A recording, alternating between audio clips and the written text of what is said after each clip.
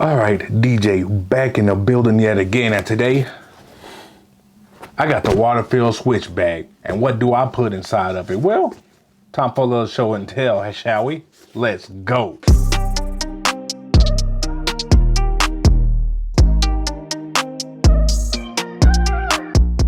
All right, here's the unboxing. You got the WATERFIELD switch bag. It's black and chocolate is the two colors that I picked.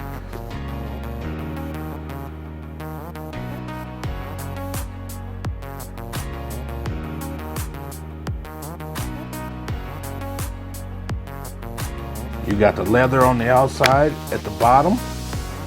And when you open up the zipper, you're greeted with a shoulder strap. We ain't gonna use it. It's good, it's always good to have that option. And then when you open it up, you're greeted with gold. It looks, for the most part, a gold or copper look with the inner linings. You get a pouch for this, a pouch for that. It looks sturdy. The build quality looks amazing. It feels good. You got a pouch on the outside, both outside, but they're utterly useless when you got stuff inside. Utterly useless. I mean, you could put a little bit of this, a little bit of that if you could stuff it in there. But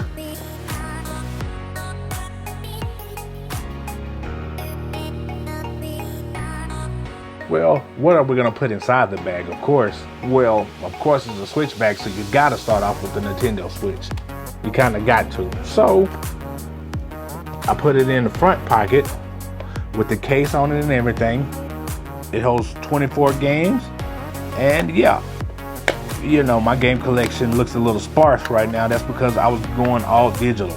And if you got a Nintendo Switch, why didn't y'all warn me at first? Digital is not the way to go. Like certain games, yeah, fighting games when you need the internet, yeah, I get it. But when you don't have internet, you're on a road trip, you want to play a Switch, it's always good to have physical copies, because if you don't have internet, then you can't play. And then you have a spot for your controller. Power 8 Nano controller. It's black and gray, and it just looks, sick. You got the two buttons on the back. And it's tiny, it's small, but if you buy a Nano controller, then you can't complain about it being small. So I have no complaints about the size or nothing. But playing with this controller feels like playing games with mashed potatoes because the buttons are so mushy. This controller is just garbage. It's garbage. I don't like it at all. I mean, it wirelessly charged. Some others, it wirelessly charges, doesn't take batteries. I mean, I guess that's a good sign. I mean, other than that, I mean, I got nothing. Just don't. It's literally like playing video games with mashed potatoes. It is just trying to play fighting games. The D-pad is terrible. So I advise you guys just to stay away from it. I mean, I don't like it. You might love it. I mean, but official Nintendo Switch Pro controller, one of the best controllers on the market. It outshines this any day. It makes this look like it was $5. This is just terrible. Don't use the Power 8 Nano. It's mushy, especially if you play fighting games, because this is not where it's at, man. But I don't think I have it up close with this one. But this one, the buttons are clicky. They feel a lot better. The quality on the Power 8 is good. The quality is good, but not the inner components. But this one, you'll get the rumble, you'll get the amiibo support, you'll get everything in this controller that this one doesn't have, plus better buttons. That's all I'm saying. So, if you're looking for a controller, you can skip the Power 8 Nano. You can just skip that.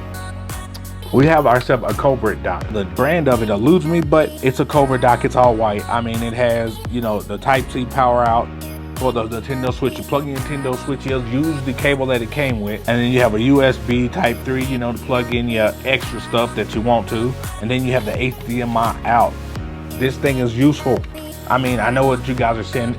This thing is huge. It's ginormous. It's big. GameCube one is smaller and tinier, and it does the same thing. But you cannot find that. I had no problems with it breaking my Switch or nothing. My Switch still works perfectly fine.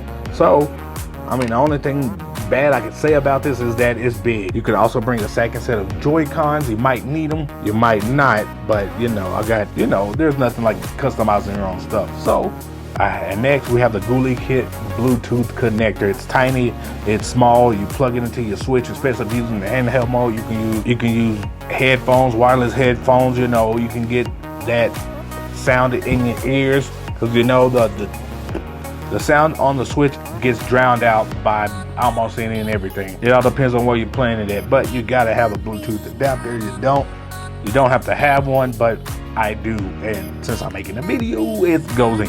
And since I got the Skull & Co crystal case on my Switch, you gotta have the grips. I mean, you don't have to have them, but why get the case if you're not gonna take the grips with you? So we got our grips. You can put whatever you want in your bag, but that's just some of the things I keep in mind. All right, that's all I got. But you guys know me. Let me know who you are by commenting down below. Like, comment, and subscribe. Hit that thumbs up, hit that bell. But as for me, I'm out. Roll the outro.